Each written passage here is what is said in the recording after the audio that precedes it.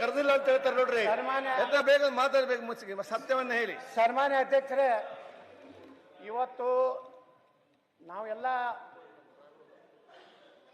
ಏನು ಅಪೇಕ್ಷೆ ಮಾಡ್ತಾ ಇದ್ದೀವಿ ಅಂದ್ರೆ,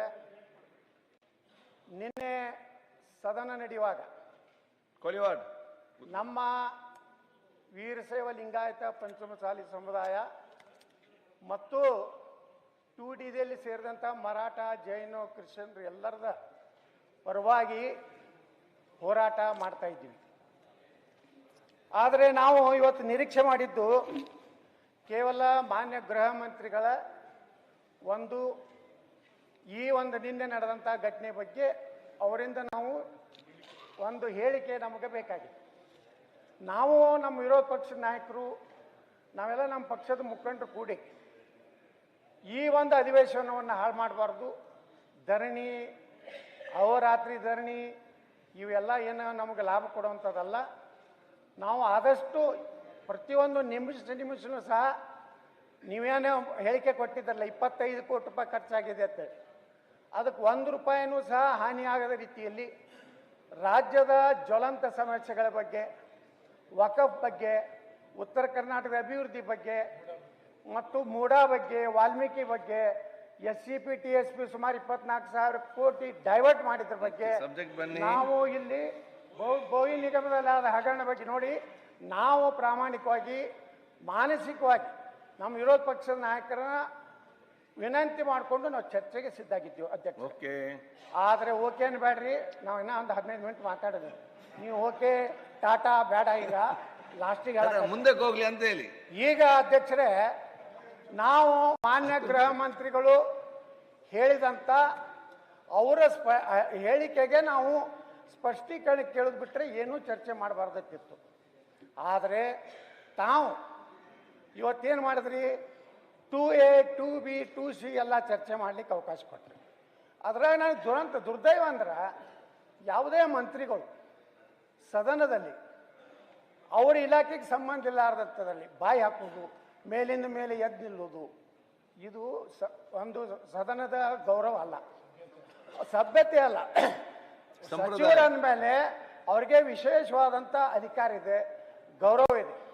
ಪ್ರತಿಯೊಂದಕ್ಕೆ ಎದ್ದು ನಿಂತು MLAಗಳು ನಾವು ಮಾಡಬೇಕದು.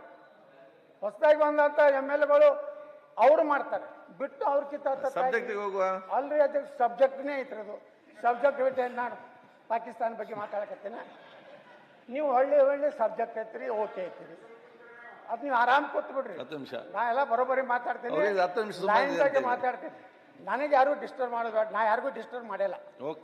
ಅಧ್ಯಕ್ಷರೇ, ಇವತ್ತು ನಾ ಮೊದಲು ನಿನ್ನೆಗೆ ಆದ ಘಟನೆ ಬಗ್ಗೆ ಹೇಳ್ತೀನಿ. ನಾವು ಹೋರಾಟ ಪ್ರಜಾತಂತ್ರದಲ್ಲಿ ಒಂದೊಂದು ಮಾದರಿ ಹೋರಾಟ ನಾವು ಮಾಡ್ತೀವಿ. ನೀವು ಎತ್ತಿನ ಗಾಡಿ ತೊಗೊಂಡು ಬೆಂಗಳೂರು ವಿಧಾನಸೌಧಕ್ಕೆ ಬಂದಿದ್ದಿಲ್ಲ, ಮ್ಯಾಕ್ ಕೂತ್ ಸಿದ್ದರಾಮಯ್ಯನವರು, DK ಶಿವಕುಮಾರ್ ಬಂದಿದ್ರಲ್ಲ. ಈ ಟ್ರ್ಯಾಕ್ಟರ್ ತರೋದೇನು ಅಪರಾಧ ಇತ್ತ ಅಥವಾ ನಾವು ಭಯೋತ್ಪಾದಕರ?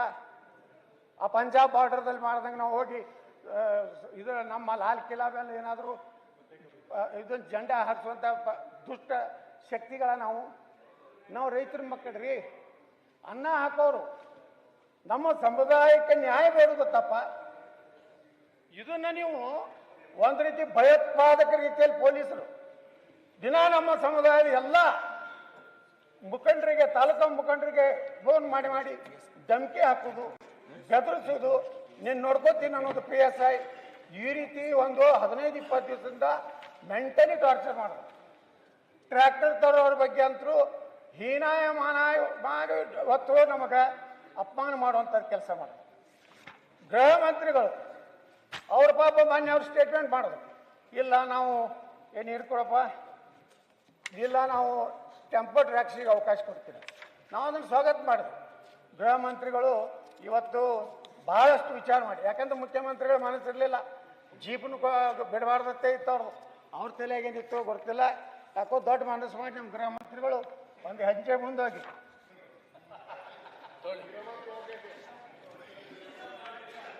ಏನೂ ಮಾಡೋದಲ್ರಿ.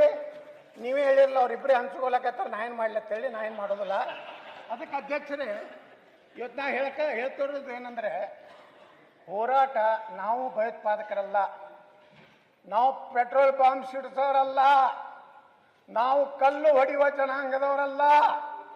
ನಾವು ರೈತರು, ನಮ್ಮ ರೈತರು ಕೃಷಿ ಕಾರ್ಮಿಕರು, ಬಸ್ನಲ್ಲಿ ಹಮಾಲ್ ಮಾಡುವಂತ ವರ್ಗ ನಮ್ಮದು. ದಾವಣಗೆರೆಗೆ ಯಾರು ಸುಮ್ಮನೆ ಕೊಂಡ್ರಿ ರೆಡ್ಡಿ ಅವ್ರು, ನೀವು ಸಲ ಶ್ರೀಮಂತರಿದ್ದೀರಿ, ಸುಮ್ಮನೆ ಕೊಂಡ್ರಿ ಆ ಕಡೆ ಗುರ್ತ ನಿಮ್ಮದು. ನೀವೆಲ್ಲ ದೊಡ್ಡ ಶ್ರೀಮಂತರಿದ್ದೀರಿ, ಆ ಮಾತು ಬೇರೆ. ನಮ್ಮ ಸಮುದಾಯ ಬಗ್ಗೆ ಹೇಳಕತ್ತಿಲ್ಲ ಅಧ್ಯಕ್ಷರು. ಇವತ್ತು